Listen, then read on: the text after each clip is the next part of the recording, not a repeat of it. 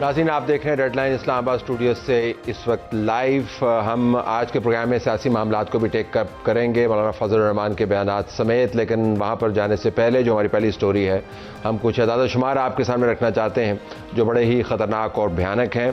ANF کے مطابق جو ڈرگ کے ساتھ ڈیل کرتے ہیں 18 سے 30 سال کے 1,70,00,000 نوجوان پاکستان میں منشیات کا استعمال کر رہے ہیں.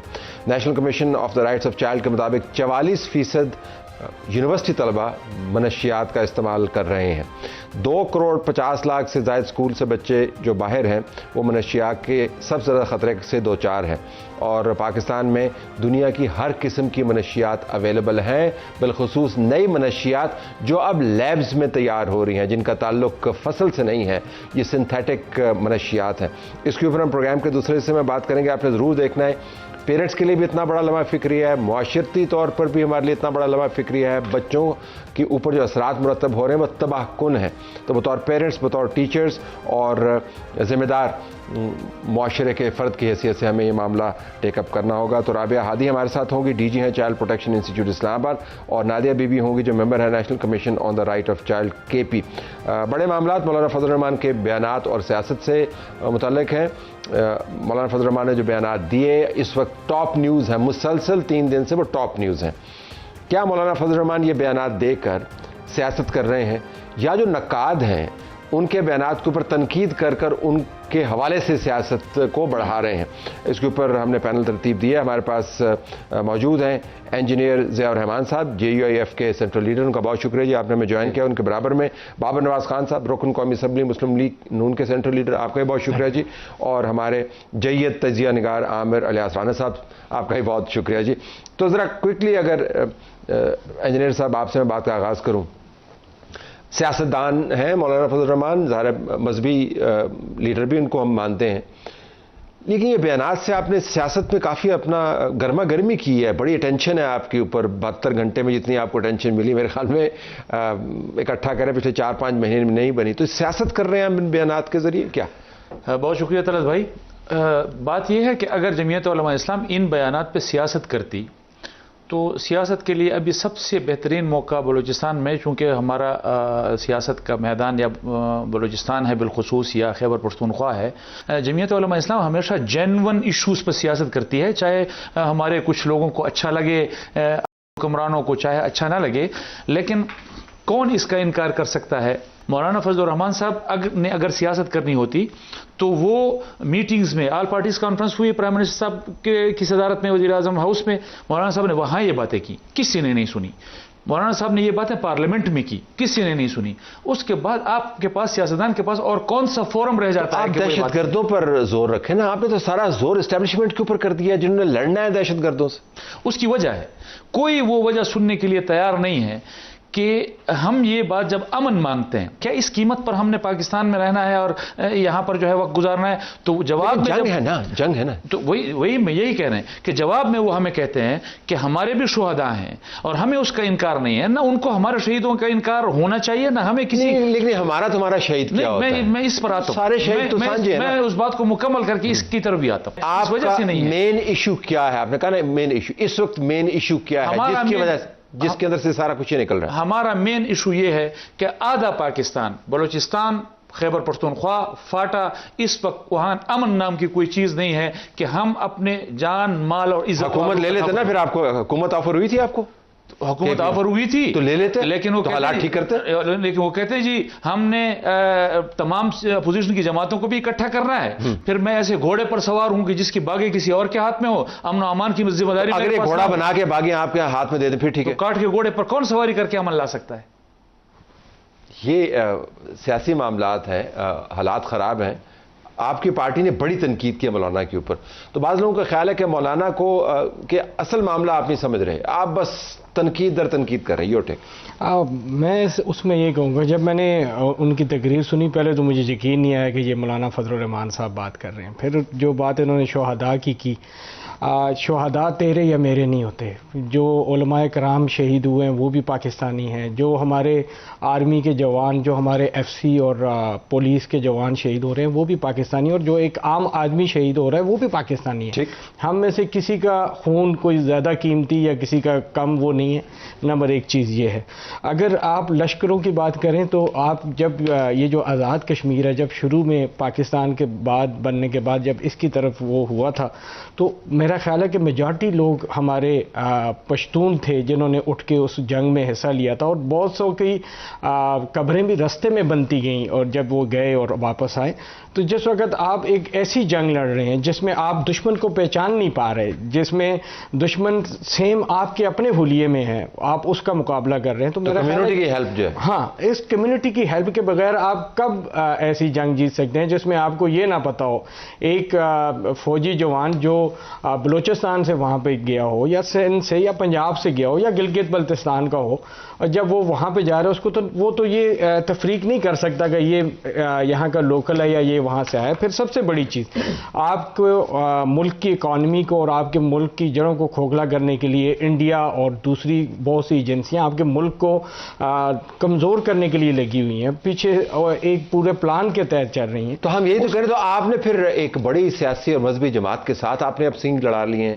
ان معاملات کو تحمل و تدبر کے ساتھ طے کرنا چاہیے. ان کی طرف سے بیان آتا ہے، پھر آپ کی طرف سے بیان آتا ہے، پھر مزید بیان آتا ہے، پھر آپ کی طرف سے مزید بیانات آ رہے ہیں.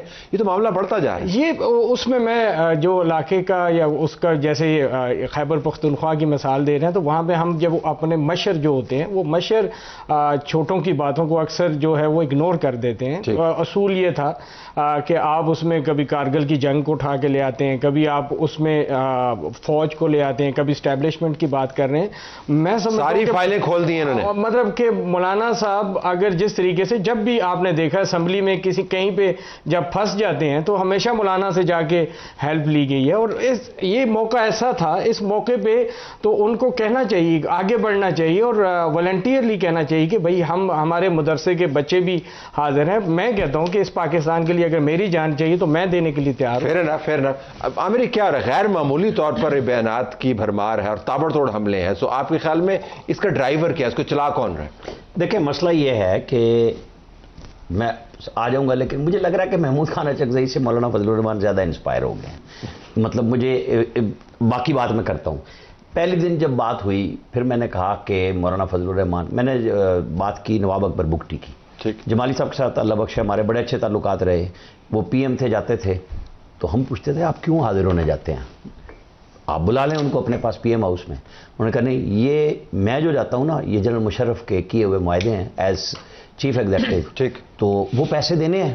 میں نے پہلے دن یہ کہا کہ مولانا فضل الرحمان وہ ہیں جن کے اوپر خود کش حملے ہو رہے ہیں، پاکستانیت کی بات کرتے ہیں، ان کے غصے کو سمجھنے کی کوشش کریں. اور محسن نقوی اور شہباز شریف کو جانا چاہیے جب آپ 26ویں 27ویں ترمیم پہ جاتے ہیں. وہاں تک بات تھی. شہداء کے اوپر میں نے اس لیے نہیں بات کی کہ چلیں پہلے دن میں غصہ سمجھا. اگر گورنمنٹ نے کیا ہے تو جے یو آئی نے بھی کوئی کمی نہیں چھوڑی. میں سمجھتا ہوں کہ اس معاملے کو بالکل بائیفرکیٹ کریں کہ شہید تو ہمارے سب کے ہیں، ٹھیک ہے، اور وہ جو بھی ہیں، مطلب وہ فوجی ہیں کیوں نہیں ہیں. فوجیوں میں جنرل ثناء اللہ شہید ہوئے سوات کے اندر، مطلب مختلف جگہوں پہ عام اساتذہ ہیں، انجینئرز ہیں، ایف سی کے لوگ ہیں، لیویز کے لوگ ہیں، پولیس کے لوگ ہیں، جن کا نام مولانا فضل الرحمان نے لیا، مولانا حسن جان کا لیا، سب کا لوگ شہید ہوتے چلے جا رہے ہیں. جہاں تک انجینئر صاحب اور بابر صاحب نے بات کی نا، اس سے میں متفق ہوں. لا اینڈ آرڈر کی سچویشن پہ اس میں سب نے غلطیاں کی ہیں، ماضی کی اسٹیبلشمنٹ نے بھی کی، لیکن اس اسٹیبلشمنٹ کو استعارہ بنانا کہ جی آپ نے کارگل پہ نہیں کی. بے شک جرنیلوں نے بات کی، انڈین نے کی، لیکن آپ نے انڈیمنیفائی بھی تو خود کیا نا. جنرل مشرف کو کھڑے ہو کے پی ایم ہاؤس میں دائیں بائیں قاضی صاحب اور آپ، قاضی حسین احمد مروم بھی کھڑے تھے، مشرف بھی کھڑے ہیں. 5 سال آپ نے حکومت لی، آپ اپوزیشن لیڈر ہے، آپ نے اس وقت یہ مطالبہ کیوں نہیں کیا؟ اب مجھے تھوڑا سا سسٹم لگ رہا ہے کہ کوئی چینج ہے اس کے اندر. جو بات آپ کہہ رہے ہیں نا کہ جی آپ کو فیم مل رہا ہے، پیچھے تصویر مولانا کی آ رہی ہے، سب کچھ ہے، مطلب یہ ایک سیاستدان کی یہی تو کچھ ہوتا ہے. لیکن مولانا ایسے نہیں تھے. ایسے نہیں تھے. کیوں ہوئے؟ یہ کیوں؟ دیکھیں یہ ہر کوئی یہ سوال پوچھے. ویسے کارگل کا آپ نے مدعا کہاں سے کھول دیا؟ میں طلب بھائی اگر آپ کی 1 منٹ اجازت ہو، میں ایک بات، شہداء ہمارے سر کا تاج ہیں، کوئی بھی ہو، وہ ہمارے لا انفورسمنٹ ایجنسیز کا بارڈر پہ کھڑا جوان ہو، ہمارے مذہبی لوگ ہوں، ہم تو شہداء کے وارث ہیں. ہم نے تو ابھی صرف ایک باجوڑ میں ایک دن میں 100 جنازے اٹھائے ہیں، اور صرف اس پاداش میں اٹھائے ہیں کہ ہم نے پاکستان کے آئین اور قانون کی بات کی. داعش نے ہمارے خلاف اتنی بڑی ڈاکومنٹری جاری کی کہ یہ مرتد ہیں، یہ جمہوریت کی بات کرتے ہیں. ہم غیر ریاستی بندوق برداروں کے ہاں تو مرتد اور کافر ہیں، اور ریاستی بندوق برداروں کے ہاں تو غدار ہیں. اب سمجھ میں نہیں آتا کہ ہم سے بڑا وفادار اور کون ہو سکتا ہے. کارگل کی بات کی ہے، میرے بھائی بابر نواز یہ بات کر رہے ہیں، یہ بات ان کے لیڈر نے کی ہے، تو ان کو کرنے دینا، وہ نہیں کر رہے، آپ کیوں کر رہے ہیں؟ نہیں، وہ یہ ان کی مرضی ہوگی کہ جب وہ کرنا چاہیں گے تو پھر وہ کریں گے، اور جب وہ اس کو دبانا چاہیں گے تو کوئی بات نہیں کرے گا۔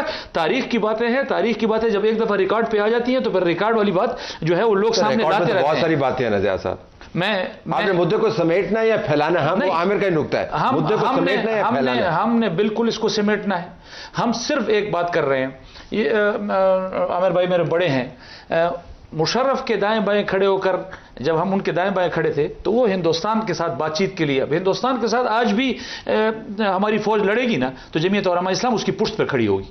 تو مشرف اگر ہندوستان سے بات چیت کے لیے سیاسی لیڈروں کو بلا رہا تھا تو پاکستان کے لیے ہم ساتھ کھڑے تھے، آج بھی اگر جرنیل انڈیا کے ساتھ لڑے گا تو ہم شانہ بشانہ کھڑے ہوں گے۔ تو آپ ماننے کو کیوں تیار نہیں ہے کہ الفاظ کے چناؤ بہتر ہو سکتے تھے، جملوں کی تراش خراش بہتر ہو سکتی ہے؟ آپ کی جماعت کو ملکہ حاصل ہے بیان کرنے میں، جو فصاحت و بلاغت خداوند تعالیٰ نے آپ کو دی ہے، آپ کی جواب کی تربیت کے، آپ کی گھٹی کا حصہ ہے، ان زبانوں سے ایسے الفاظ استعمال نکلیں، یہ حیران کن بات ہے جس کے اوپر سارے سر پیٹ رہے ہیں۔ یہ میرے خیال میں جو چیز لینے کی تھی، جو جذبہ لینے کا تھا کہ ہم شہداء کے وارث ہیں اور ہم شہداء کے خون کے جو ہے ہمیشہ ان کو ہم نے اپنی آنکھوں کا نور سمجھا ہے۔ اب آپ کی تمام بیانیاں ایک طرف اور یہ جملہ ایک طرف، یہی تو میں گزارش کر رہا ہوں۔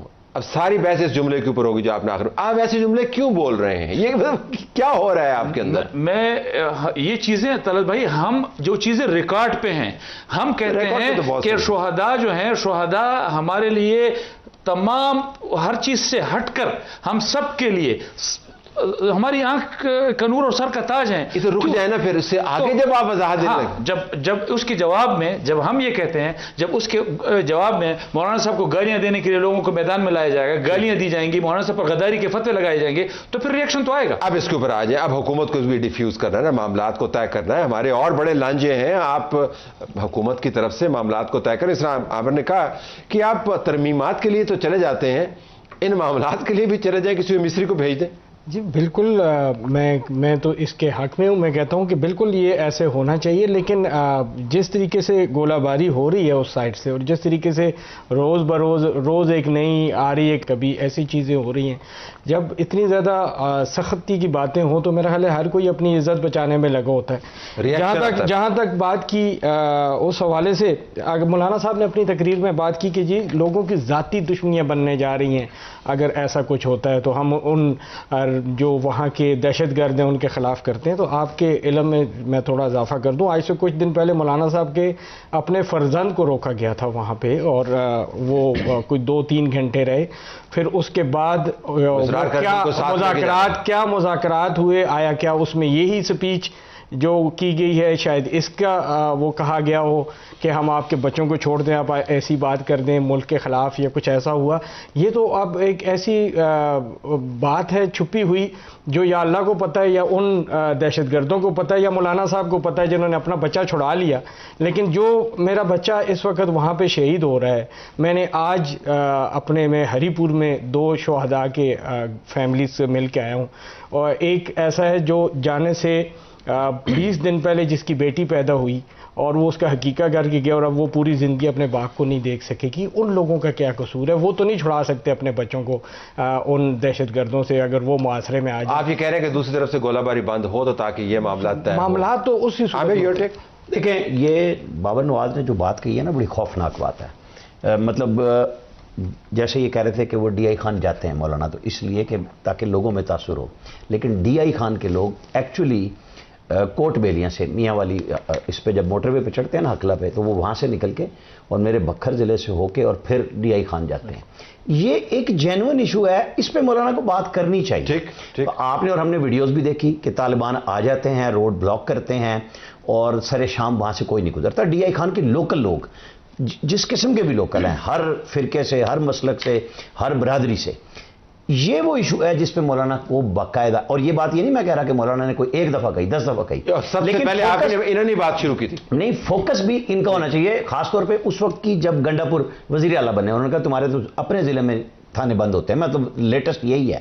لیکن اس کے اوپر تو ان کو ہیمرنگ کرنی چاہیے، حکومت کی بھی، فوج کے ساتھ بات کرنی چاہیے، جہاں پہ کمیٹیوں میں بیٹھتے ہیں ان کے مطلب اس کے اوپر کوئی اعتراض نہیں ہے۔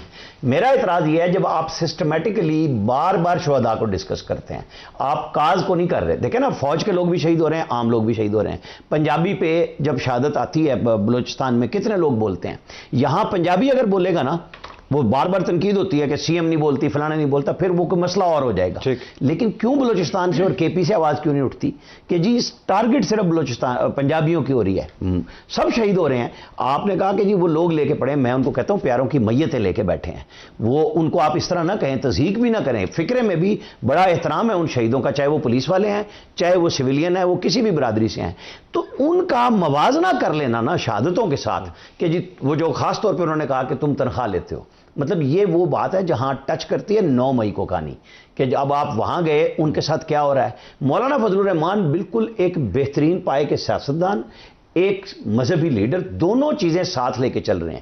میرے خیال میں ضیاء الرحمان صاحب کو گھر کے اندر جا کے بعد میں یہ کہوں گا مولانا کے ساتھ بات کرنی چاہیے کہ حضور تھوڑا سا آپ بھی ٹھنڈے ہوں۔ ذرا آپ اس کو ذرا مثبت انداز سے کہ جب وقت بالکل محدود ہے، کیا ایسا ہو کہ وہ نہ ہو جو اس وقت ہو رہا ہے؟ میں صرف ایک بات کی وضاحت کروں گا، پھر اس کے بعد آپ کی بات کی طرف آؤں گا۔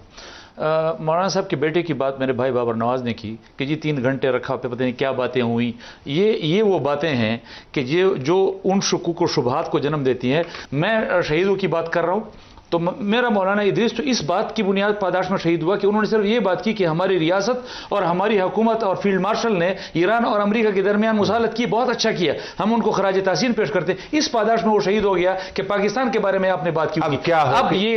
اب ہم نے جو بات شروع کی ہے، جس پر میرے بھائی عامر بھائی نے بات شروع کی ہے، ہمارا اولین مطالبہ یہ ہے کہ بلوچستان اور کے پی اور فاٹا میں بالخصوص یہ ہمارے جان مال اور عزت و آبرو کا جو تحفظ، جو آپ تعاون کرنے کا، اس میں حکومت آئے بات کرے، ہمارے تحفظات کو سنے، ہم ان کے ساتھ بیٹھنے کے لیے فیئر ہے نا جی؟ یہ بات میں تو یہی کہہ رہا ہوں کہ جب تک آپ اپنے گھر میں خود کسی کا ساتھ، پولیس کا ساتھ نہیں دیں گے اور آپ کہیں گے کہ بھئی یہاں پہ امن بھی ہو جائے، یہ چیز یہ کبھی بھی نہیں ہو سکتا جب تک وہاں کا لوکل کمیونٹی ہیلپ آؤٹ نہیں کرے گی۔ میں نے وہ کہا سپورٹ کرے گی، یہ سپورٹ تو، لیکن آپ کو پہلی بات یہ کہ ہمیں پہلے تو مورلی سپورٹ کرنا پڑے گا، اور مورلی سپورٹ کرنے کے بعد پھر ایکشن لینا پڑے گا۔ لڑائی کس نے لڑنی ہے پھر بعد میں؟ ابھی اس مدعے کی طرف نہیں تھا، بڑی مشکل سے ہم نے سنبھال کے اس نقطے پر لے کے آئے ہیں کہ جو ریاست کی ذمہ داری ہے وہ پوری کرے، اور جو سیاستدانوں کی ذمہ داری ان کو ہر حال میں پوری کرنی ہے۔ یہ ایسا وقت نہیں ہے کہ ہم اس قسم کے جھگڑوں میں الجھیں۔ آپ تینوں کا بہت شکریہ جی، پروگرام ہمارا جاری۔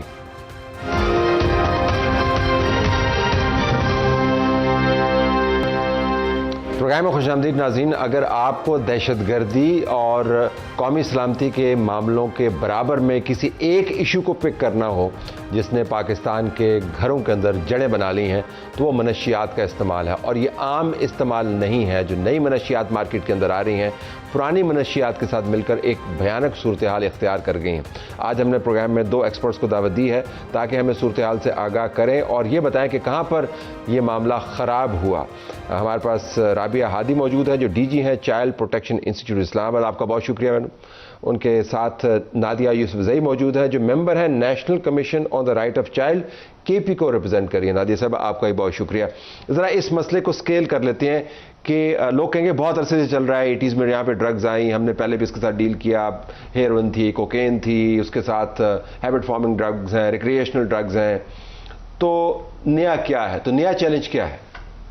نیا چیلنج جو اس وقت ہے کہ صرف وہ جو ٹریڈیشنل ڈرگس تھے کہ ہم اوپیم یا اس سے ریلیٹڈ، اب there are lot of synthetic drugs, اور پھر میڈیکل شاپس کے اوپر ڈفرینٹ ٹیبلٹس ہیں جو کہ آپ کو ہائیلی ایکٹیو رکھتی ہیں، جو بچے یوز کر رہے ہیں اسکولز میں to get them sales alert, medical stores پہ، ایون جنرل اسٹورس کے اوپر، کیونکہ since I am child protection سے میرا تعلق ہے، تو جو بچے ہمارے پاس آتے ہیں اسٹریٹ چلڈرن، وہ سب لیتے ہیں ایک ڈرگ ہے جو normally which is known for اسلام آباد ڈرگ، گیبیکا اور اسٹنگ میں ڈال کے دے میک دیم گیبیکا، اور یہ اسٹورز پر اویلیبل ہے، اسٹورز میں اویلیبل ہے، اور یہ سنتھیٹک ڈرگ ہے، سنتھیٹک ہے، کیمیکل ہے، اور وہ آپ کو الرٹ رکھتا ہے، اور اسٹنگ ڈرنک کے اندر وہ ڈال کے وہ پیتے، اور وہ سارے اسٹریٹ کے بچے اور بچیاں دونوں استعمال کرتے ہیں. اس کی وجہ سے ان کے اور ملٹیپل ایشوز بھی ہیں. وہ لیٹ نائٹ بیٹھے رہتے ہیں کلبز میں, جو کیفیز کھلے ہیں,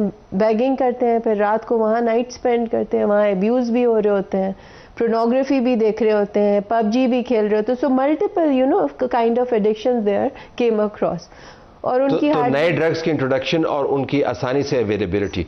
کے پی کے اندر صورتحال کیا ہے, کیونکہ کے پی ٹرانزٹ پر موجود ہے تو بہت عرصے سے اس کے اوپر توجہ ہے. ابھی جب آپ نے, میں پالیسی بریف بھی دیکھ رہا ہوں آپ کے سامنے کوئی پڑا ہوا ہے, تو ابھی جو آپ نے اسیس کیا تو ابھی صورتحال کیا ہے وہاں پہ؟ پہلے تو میں پالیسی بریف کے اگر بارے میں بات کروں, جب یہ پورا سچویشن شروع ہو گیا ڈرگ کا, پہلے سے ہی شروع ہوا ہے لیکن ہمیں کمپلینس جب آنی شروع ہوئی تو NCRC نے یہ پالیسی بریف ڈیولپ کی. 2 کنسلٹیشنز ہم نے کی. ایک ہم نے ایکسپرٹس کے ساتھ کی جس میں ہم نے اسلام آباد اور پروونشل ایکسپرٹس بلائے, اسٹیک ہولڈرز, لا انفورسمنٹ, اور اس میں منسٹریز بھی تھی, جس کے ہیلپ سے ہم نے ریکمنڈیشنز لی. اور پھر ہم نے بچوں کے ساتھ ایک کنسلٹیشن کی, کیونکہ جب ہم ڈرگس کی اور بچوں کی بات کریں we need to talk to the children جو ایڈکٹڈ ہیں یا یوز کر رہے ہیں یا عموماً جنریشنل, جو عموماً بچے. ہماری چائلڈ ایڈوائزری پینل ہے, اس میں پرائیویٹ سیکٹر سے اور پبلک سے, اسکول سے. تو جو انٹرسٹنگ چیز ہمیں اس میں پتہ چلی, جو پبلک اسکول کے بچے تھے ان کو اتنا زیادہ اس کے بارے میں نہیں پتا تھا کہ یہ ڈرگ کیا ہے, یہ کیا ہے, وہ کیا ہے. اب جو ایکسپینسو اسکولز میں جانے والے پبلک اسکول کے بچے ہیں ان کو ہر چیز کے بارے میں پتا تھا, ان کو ڈرگس کے نام بھی پتا تھے, اور ان کا یہ اس کے سب بچوں کے سرکل میں ایٹ لیسٹ 2 اور 3 ایسے بچے ہیں کہ جو ویپس تو یوز کرتے ہیں, اسکول بھی لاتے ہیں. اور ان سارے بچوں نے کہا کہ انہوں نے بچوں کے بیگز میں ڈرگس دیکھی ہوئی ہے. ٹھیک ہے. سو آپ نے ابھی ویپس کا ذکر کیا, جس سے مراد یہ ہے کہ جس کو عموماً کہا جاتا ہے کہ ہاں یہ بری عادت ہے, لیکن تو اس کے ساتھ یہ ڈرگز جڑی ہوئی ہیں. آپ نے کہا کہ ان کو زیادہ اویئرنیس تھی, معلومات کہاں سے لے رہے ہیں ان کے سرکل کے اندر, یہ کہاں سے آتی ہیں معلومات؟ میرے خیال سے جو اسکول میں اویلیبلٹی ہے یا جو اسکول میں بچے یوز کر رہے ہیں ان کی وجہ سے. اور جو آپ نے کے پی کے بارے میں بات کی, خیبر پختونخوا سے اب رورل ایریا سے بہت کمپلینس آتی ہیں. مجھے لوگ کہتے ہیں کہ آپ لوگ اس کے بارے میں کیا کر رہے ہو, کیسے اس کو ٹیکل کرے اس ایشو کو. وہاں پر اب مسئلہ یہ ہے کہ جو آئس ہے, آئی think the most dangerous I would say drug is ice right now, کیونکہ وہ ہر دوسرے گھر میں نہیں کہہ سکتی لیکن گھروں میں وہ بن رہی ہے. سو وہاں پر لوگ, ہاں, اور کچھ لوگ اپنے گھروں میں بھی بنا رہے ہیں. اور وہ اتنا چیپ ایک ڈرگ ہے کہ بچے جیسے کینڈیز کے لیے ان کو پیسے ملتے ہیں, غریب سے غریب بچہ بھی اس کو افورڈ کر سکتا ہے. سو اس لیے میں کہتی ہوں کہ اویلیبلٹی, افورڈیبلٹی, نئی قسم کی ڈرگز اور اس کے بارے میں اویئرنیس. اگر میں آپ سے پوچھ پاؤں رابعہ صاحبہ کہ 2.50 کروڑ سے زائد اسکول سے جو بچے باہر ہیں ان کا بھی ڈینجر لیول یہی ہے. اور ابھی آپ نے ذکر کیا کہ یہ ہائی کلاس اور لو کلاس کی بات نہیں ہے, آپ کو ہر جگہ پہ ایک جیسی ڈرگز, لیکن جو نادیہ نے بھی بات کی, جو اویئرنیس لیول ہے, جن کے پاس پیسہ زیادہ ہے, جن کے سرکل کے اندر ویپ وغیرہ چل رہا ہے, ان کے اپنے نیٹ ورک بنے ہوئے ہیں, وہاں پہ شاید زیادہ کنسنٹریٹڈ ہو. میرا ایکسپیرینس اس کے برعکس ہے, کیونکہ اس وقت ویپ جو چائنیز پروڈکٹ ہے وہ ہر جگہ اویلیبل ہے, ہر کھوکا پہ اویلیبل ہے. تو جو بچے سلمز میں ہیں ان کے پاس بھی ہے. اور دا ڈائلیما ہے اس کے پہلے تو اگر کوئی کینیبس یا حشیش یوز کرتا تو اس کی اسمیل سے پتہ چل جاتا تھا نا. اب وہ اس کے اندر فل کر کے پی رہے ہوتے ہیں سنتھیٹک فارم میں, تو آپ کو یہ بھی نہیں پتہ چلتا کہ وہ کون سی ڈرگ لے رہا ہے. ہمیں کیسے پتہ چلا, جب یہ بچے اسٹریٹ کے ہمارے پاس آتے تھے اور جو یہاں نارمل فیڈرل اسکولز میں پڑھتے, ان کے پیرنٹس نے کہا کہ یہ سست ہے, یہ نہ پڑھتا ہے نہ کچھ. تو جب وہ ہمارے پاس رہا تو ہم نے اس سے ویپ ایکسپلور کیے, اور وہ رات کو یہی اسٹریٹ پہ پھرتا تھا اور ڈفرینٹ جو. تو یہ نئے کلاس کو ریکگنائز کرتی ہے, یہ جو آپ اس کو بیماری تو نہیں کہوں گا, نیشنل چیلنج ہے, اور نہ ہی اس کا تعلق پیسے سے ہے. تو سستی ڈرگز بھی اویلیبل ہیں. بریک کے بعد ناظرین اسی پینل کے ساتھ ہم بات کر رہے ہوں گے کہ اگلا ہمارا چیلنج کیا ہے, ہم نے کرنا کیا ہے, وے اہیڈ کیا ہے. کے پی سے شروع کریں گے اور پھر ہم بات کریں گے کہ بچوں کو بچانے کے لیے کیا کر سکتے ہیں. یہ آپ کو بتاتے چلیں کہ 25 سال سے کم عمر 15 کروڑ سے زائد افراد, تقریباً 60% سے زیادہ آبادی ممکنہ طور پر منشیات کے خطرے سے دوچار ہیں. سو اٹس ناٹ ریلی کہ ایک حصے کے اوپر اس کا اثر ہو رہا ہے. 15 کروڑ عوام 60% ہے پاکستان کی کل آبادی کا. بریک کے بعد